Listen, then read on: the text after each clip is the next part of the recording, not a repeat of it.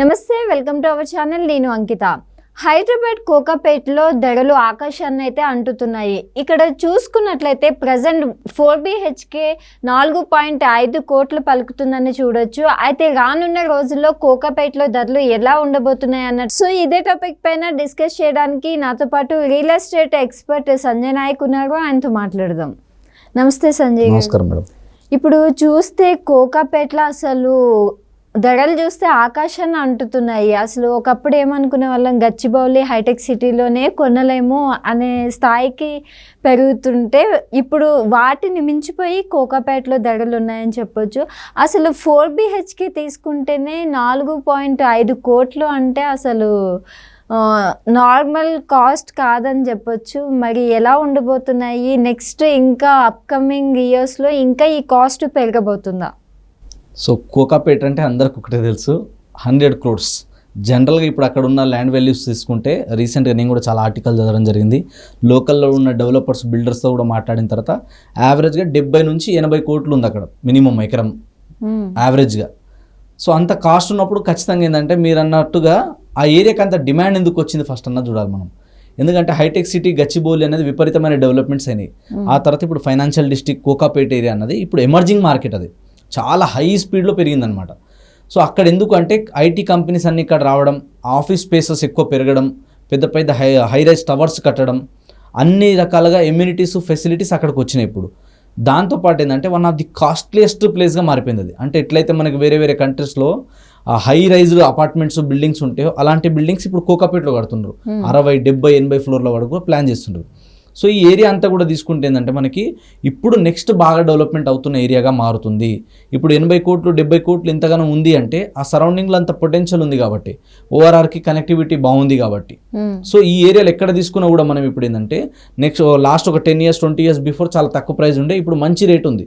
So ఇక్కడ ఎక్కడ మనం ఆఫీస్ స్పేస్లో కానీ అపార్ట్మెంట్లో ఫ్లాట్ తీసుకోవాలంటే ఖచ్చితంగా మీరు అన్నట్టు ప్రైజెస్ అయితే మంచిగా ఉన్నాయి. సో ఇది రానున్న రోజుల్లో పెరుగుతుందంటే ఖచ్చితంగా పెరిగే ఛాన్సెస్ అయితే ఉన్నాయి. ఎందుకంటే హైదరాబాద్ అనేది మేజర్ ఇప్పుడు సిటీ కాబట్టి ఈ సిటీలో కూడా కొన్ని ప్రైమ్ లొకేషన్స్ ఉంటాయి. అవి ఎప్పటికీ ఎవర్ గ్రీన్, ఇంకా దానికి ఎప్పుడు డిమాండ్ ఉంటూనే ఉంటుంది. సో అవి ఉంటూనే ఇంకా కొత్త సిటీస్ ఎమర్జ్ అవుతాయి, కొత్త సిటీ డెవలప్ అవుతుంది. కానీ దాంట్లో పాత దాంట్లో కూడా కొన్ని ఏరియాస్ ఉంటాయి, దాన్ని టచ్ చేయలేము. అది ఎప్పుడు కూడా దానికి ఒక గ్రోత్ అనేది ఖచ్చితంగా ఉంటుంది. సో అలాంటి లొకేషనే ఒక గచ్చిబౌలి, ఒక హైటెక్ సిటీ, అలాంటి లొకేషనే ఒక కోకాపేట్. కాబట్టి ఆ కోకాపేట చుట్టుపక్కల ఎక్కడైనా సరే ప్రాపర్టీ కొనాలంటే ఇప్పుడు 70-80 కోట్లు పర్ ఎకర్ ల్యాండ్ వాల్యూ ఉంది అంటే కన్స్ట్రక్షన్స్, మళ్ళీ దాంట్లో లగ్జరీస్, అంత కాస్ట్లీ ఏరియాలో నార్మల్ ఫ్లాట్స్ ఉండవు. ఫస్ట్ అన్నీ కూడా ఖచ్చితంగా లగ్జరీస్గానే ఉంటాయి. సో లగ్జరీ అన్నప్పుడు ఏమవుతుంది, ఖచ్చితంగా కొంచెం ప్రీమియం ఉంటుంది. సో అంత అమౌంట్ అఫోర్డ్ చేయగలిగే వాళ్ళు మాత్రమే దాంట్లోకి వెళ్తారు. అంత అఫోర్డ్ చేయలేని వాళ్ళు ఖచ్చితంగా మిడిల్ క్లాస్ పీపుల్ కానీ ఎవరైతే జాబ్ చేసే ఎంప్లాయీస్ కానీ దాంట్లో వెళ్ళరు. వాళ్ళు ఏం చేస్తారు, ఆ ఏరియా నుంచి 10-20 కిలోమీటర్ రేడియస్లో ఎక్కడ బాగుంది మనకు ఉండడానికి, అది హై రైజ్ కావచ్చు, లేదా స్టాండ్ అలోన్ బిల్డింగ్స్ కావచ్చు, లేదా ఇండిపెండెంట్ హౌసెస్ కావచ్చు, విల్లాస్ కావచ్చు. సో వాళ్ళ ప్రైస్కి తగ్గట్టు వాళ్ళు కొంచెం డిస్టెన్స్ వెళ్ళడం కానీ ఆ చుట్టుపక్కల ఎక్కడైతే వస్తుందో అక్కడ తీసుకోవడం కానీ ఉంటుంది. సో దేంట్లో ఉండే ఫెసిలిటీస్ దానికి ఉంటాయి, దానికి కంపేర్ చేయడానికి లేదు. సో దీంట్లో ఇంకొకటి ఏంటంటే మీరు అన్నట్టు రేపటి రోజు మనం రీసేల్కి వెళ్ళినా కూడా అప్రిషియేషన్ కూడా మంచిగానే ఉంటుంది. ఇప్పుడు ఆల్రెడీ కన్స్ట్రక్షన్లో ఉన్నాయి, అండర్ కన్స్ట్రక్షన్లో ఉన్నాయి, కొంచెం ప్రైస్ తక్కువలో ఉంటుంది. అది మొత్తం కంప్లీట్ అయిపోయి అది రెడీ టు మూవ్ అనేటప్పుడు ఏమవుతుంది, ఆటోమేటిక్గా ప్రైస్ అనేది కొంచెం ఎక్కువ ఉంటుంది. కాబట్టి ఇన్వెస్ట్మెంట్ పాయింట్ ఆఫ్ వ్యూలో ప్యూర్లీ మనం ఇక్కడే ఉండాలి, బిజినెస్ క్లాస్ వాళ్ళు కొంచెం ఆ స్టాండర్డ్ వాళ్ళు మాత్రమే అక్కడ ఉంటారు. సో అలాంటి వాళ్ళు దాంట్లో ఇన్వెస్ట్మెంట్ చేస్తారు, లేదా ఆఫీస్ స్పేసెస్కి తీసుకోవడం వాడుకోవడం చేస్తారు.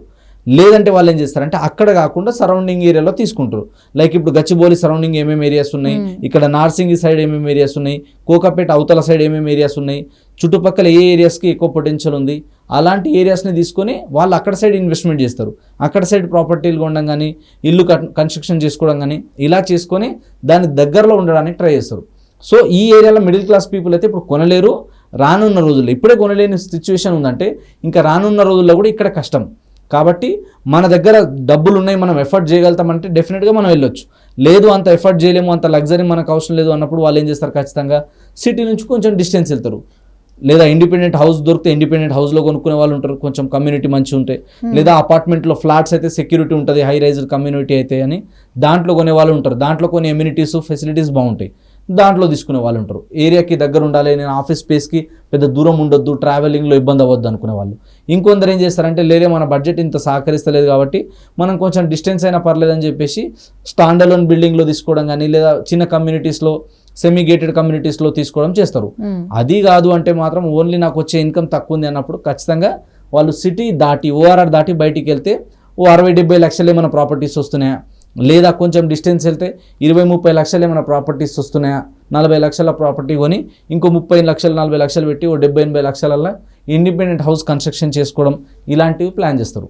సో ఎవరి పర్పస్ తగ్గట్టు వాళ్ళు, ఎవరి నీడ్కి తగ్గట్టు వాళ్ళు, వాళ్ళ బడ్జెట్ తగ్గట్టు ప్లాన్ చేసుకుంటారు. సో అక్కడ ఏంటంటే అది కొంచెం ప్రీమియం ఉంటుంది, అలాంటి వాళ్ళే అక్కడ ఇన్వెస్ట్మెంట్ చేస్తారు. దాని డిమాండ్ కూడా అలాగే ఉంటుంది కాబట్టి దానికి ఉన్న గ్రోత్ దానికి ఉంటుంది. ఇంకా అక్కడ అంత ఎఫర్ట్ చేయలేమన్నప్పుడు మిడిల్ క్లాస్ వాళ్ళు అయితే ఖచ్చితంగా ఆ ఏరియాలో ఇన్వెస్ట్మెంట్ చేయలేరు, అది చేయి దాటిపోయి చాలా రోజులైంది. కాబట్టి అక్కడ నుంచి డిస్టెన్స్ లోపల ఎక్కడ బాగుంది మనకన్నా తీసుకొని చూసుకొని అక్కడ మనం ప్రాపర్టీస్ మీద ఇన్వెస్ట్మెంట్ చేయగలిగితే ఫ్యూచర్లో రిటర్న్స్ బాగుంటాయి. ఇప్పుడు చూసుకుంటే కోకాపేటలో 4 BHK వచ్చేసి 4.8 crores ఉంటే అసలు ఇంకొక 2-3 years తర్వాత చూస్తే దాని కాస్ట్ ఎంత అవుతుంది అంటారు? ఇప్పుడు ఆల్రెడీ మీరు అన్నది చాలా తక్కువ నా దృష్టిలో, ఎందుకంటే 4 CR అంటే చాలా చిన్న అమౌంట్ అది.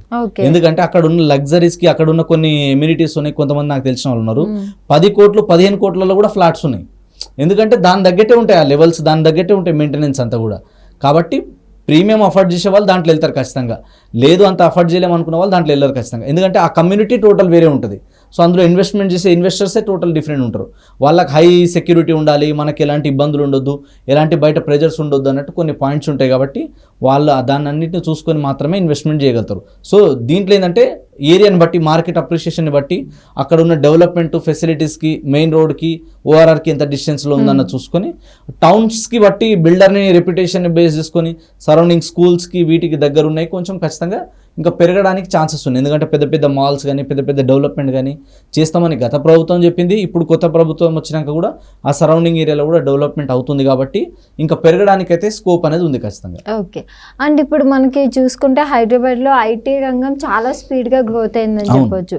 అయితే ఇక్కడ ఎవరైతే ఎంప్లాయీస్ ఉన్నారో సాఫ్ట్వేర్ వాళ్ళు కానివ్వండి, లైక్ ఎట్లా అయిపోయారంటే మనం ఒక గచ్చిబౌలి లాంటి ఏరియాలో, హైటెక్ సిటీ లాంటి ఏరియాలో ఫ్లాట్ కొనాలి అనేసి అనుకుంటారు.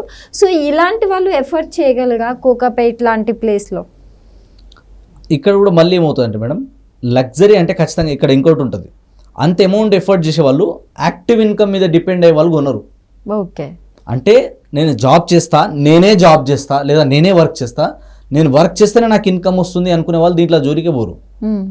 ఎవరైతే ప్యాసివ్ ఇన్కమ్, నేను పని చేసినా చేయకపోయినా నెలకి నాకు 10 లక్షలు పుడతాయి, 10 లక్షలు నా దగ్గర అమౌంట్ వస్తుంది అనుకునే వాళ్ళు 5 నుంచి 10 లక్షలు మినిమం మెయింటైన్ చేసేటోళ్ళే అలాంటి చోట్ల ఇన్వెస్ట్మెంట్ చేస్తారు.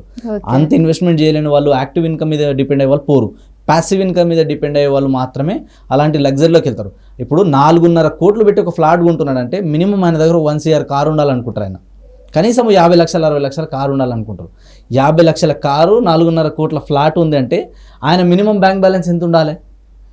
అవునా కదా? సో ఇవన్నీ చూసుకున్న తర్వాతనే ఇన్వెస్ట్మెంట్ చేస్తారు. కాబట్టి కొంచెం ప్రీమియం సైడ్ వెళ్ళాలనుకున్న వాళ్ళు, ఆ లైఫ్ స్టైల్కి ఇంట్రెస్ట్ ఉన్న వాళ్ళు మాత్రమే అలా వెళ్తారు. లేదనుకుంటే దాని తగ్గట్టు అక్కడ ఇప్పుడు మాదాపూర్లో, గచ్చిబౌలిలో, హైటెక్ సిటీలో కొనలో ఏం చేస్తారు, next Madhapur, next Hitech City, next Gachibowli ఎక్కడైతుందో అలాంటి ఏరియాలో ఇన్వెస్ట్మెంట్ చేస్తే ఇవి కూడా రానున్న రోజుల్లో, ఇప్పుడు ఇవి ఎట్లయితే డెవలప్మెంట్ అయినాయో 20 ఏళ్ల ముందు ఇక్కడ ఎవరైతే ముందు చూపుతో ఇన్వెస్ట్మెంట్ చేసి ఆ కోట్లు సంపాదించుకున్నారో, ఎవరైతే ప్రాఫిట్లో ఉన్నారో, ఈ రోజు కూడా రానున్న రోజుల్లో ఈ విధంగా డెవలప్మెంట్ అయ్యే స్కోప్ ఉన్న ఏరియా ఏవి ఉన్నాయి, అలాంటి ఏరియాలని మనం ఫైండ్ అవుట్ చేసి అలాంటి ఏరియాలో ఇన్వెస్ట్మెంట్ చేస్తే రేపు మనం కూడా అలాంటి లగ్జరీ లైఫ్ని లీడ్ చేయొచ్చు. Okay, thank you Sanjay. Thank you madam.